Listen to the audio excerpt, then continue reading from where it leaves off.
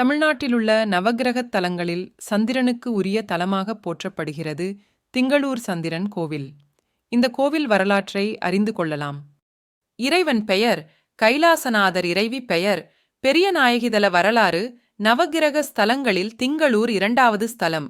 தட்சன் தனது 27 புத்திரிகளையும் சந்திரனுக்கு மணமுடித்து வைத்தான். 27 மனைவிகளிடமும் ஒரே மாதிரி அன்பு செலுத்த வேண்டிய சந்திரன் அவர்களில் ரோகிணியிடம் மட்டும் தனிப்பிரியம் செலுத்தினான். மற்ற 26 மனைவிகளும் தட்சனிடம் முறையிட்டனர். மாமனார் தட்சன் 27 மனைவிகளிடமும் அன்பு செலுத்தும்படி கூற சந்திரன் அதை ஏற்க மறுத்தான். கோபம் கண்ட தட்சன் சந்திரனின் அழகு குறையவும் அவனது கலைகள் மங்கும்படியும் சாபமிட்டான். இட்ட சாபம் நீங்க சந்திரன் இந்த ஸ்தலத்தில் நீண்ட காலம் தவம் செய்தான். தன் பேரில் ஒரு தீர்த்தம் உண்டாக்கி இறைவனை பூஜித்தான். ஒரு பங்குனி மாத பௌர்ணமியில் இறைவன் காட்சி கொடுத்து சந்திரனின் சாபத்தை போக்கினார். சந்திரனித்தல இறைவனை வழிபட்டு தன் சாபம் நீங்கப் பெற்றதால் இத்தலம் சந்திரனுக்கு உரிய தலமாக மாறியது. ஒவ்வொரு ஆண்டும் பங்குனி மாதம் பௌர்ணமி தினத்தில் சந்திர பகவானின் ஒளி மூலவர் கைலாசநாதர் திருமேனியில் விழுவதை இன்றும் காணலாம். பங்குனி மாதம் பௌர்ணமி தினத்தில் கைலாசநாதர் மற்றும் பெரியநாயகி அம்மனுக்கு சிறப்பு அபிஷேகம் நடைபெறும். இதைத் தொடர்ந்து தனி சன்னதியில் அமைந்துள்ள சந்திர பகவானுக்கு லட்சார்ச்சனை நடக்கும். இத்தலத்தில் உள்ள சந்திர தீர்த்தத்தில் நீராடி இறைவன் மற்றும் தனி சந்நிதியில் காட்சி தரும் சந்திரனை அபிஷேகம், அர்ச்சனை, நெய் விளக்கு ஏற்றி வழிபட சந்திரனால் ஏற்படும் தோஷங்கள் நீங்கி நற்பலன்கள் ஏற்படும். திங்களூர் தலத்தில் அப்பூதி அடிகள் என்ற சிவனடியார் வாழ்ந்து வந்தார். இவர் திருநாவுக்கரசரிடம் கொண்டிருந்த அன்பின் மிகுதியால் அவர் பேரில் பல நற்பணிகளை செய்து வந்தார்.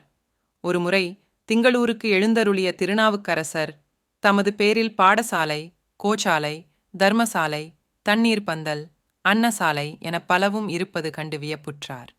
இவற்றை அமைத்தவர் அப்பூதி அடிகள் என்பதை அறிந்து அவர் வீட்டுக்குச் சென்றார். திருநாவுக்கரசர் தமது இல்லத்தில் உணவருந்த வேண்டும் என்ற அப்பூதி அடிகளின் வேண்டுகோளை திருநாவுக்கரசர் ஏற்றுக்கொண்டார். அதற்காக தோட்டத்துக்குச் சென்று வாழை இலை கொண்டு வருமாறு சிறுவனான தமது மகனை அப்பூதி அடிகள் அனுப்பி வைத்தார். ஆனால் வாழைத்தோப்பில் பாம்பு கடித்து சிறுவன் இறந்து விட்டான். மகன் இறந்தது தெரிந்தால் அப்பருக்கு அமுது படைப்பது தடைபடும் என்று கருதிய அப்பூதி அடிகள் மகன் இறந்ததை மறைத்து அப்பரை உணவு உண்ண அழைக்கிறார். அப்பர் தம்முடன் அப்பூதி அடிகளின் மகனையும் உணவு அருந்த அழைக்க அப்பூதி அடிகள் மகன் இறந்துவிட்ட தகவலை சொல்கிறார். மகன் இறந்ததை கேட்ட அப்பர் பெருமான் ஒன்று கொலாம் என்று தொடங்கும் பதிகம் பாடி இறந்த சிறுவனை உறக்கத்திலிருந்து விழித்தவனைப் போல் எழச் செய்து உயிர்ப்பிக்கிறார். இந்த அற்புதம் நிகழ்ந்த தலம் திங்களூர் ஆகும். திருநாவுக்கரசர் பாடிய பாடல்கள் 10 விடம் தீரத்த திருப்பதிகம் என்று போற்றப்படுகிறது. கோவில் அமைப்பு கிழக்கு நோக்கி உள்ள ஆலயத்துக்கு தெற்கில் உள்ள வாயிலே பிரதான நுழைவாயிலாக உள்ளது.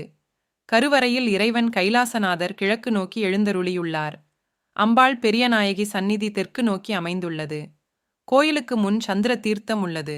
வெளிப்பிராகாரம் வலம் வரும்போது விஷம் தீர்த்த விநாயகர் சந்நிதி, சுப்பிரமணியர் சந்நிதி, கோஷ்டத்தில் அமர்ந்த நிலையில் தட்சிணாமூர்த்தி, கஜலட்சுமி சந்நிதி மற்றும் சண்டிகேஸ்வரருடன் சண்டிகேஸ்வரி சந்நிதி, பைரவர் சந்நிதி ஆகியவை உள்ளன.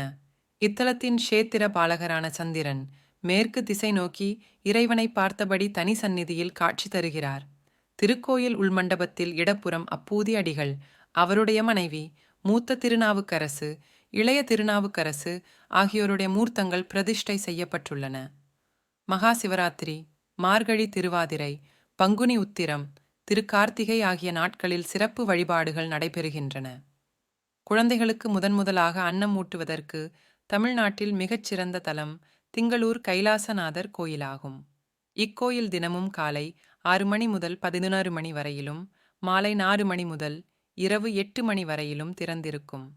திருவையாற்றில் இருந்து கும்பகோணம் செல்லும் சாலையில் திருப்பழனம் பாடல் பெற்ற தலம். ஊரை அடுத்து சிறிது தூரம் சென்றால் திங்களூர் செல்லும் சாலை பிரிகிறது. அதில் சென்று ஆலயத்தை அடையலாம். திருவையாற்றில் இருந்து சுமார் 4 கிலோமீட்டர் தொலைவில் உள்ளது.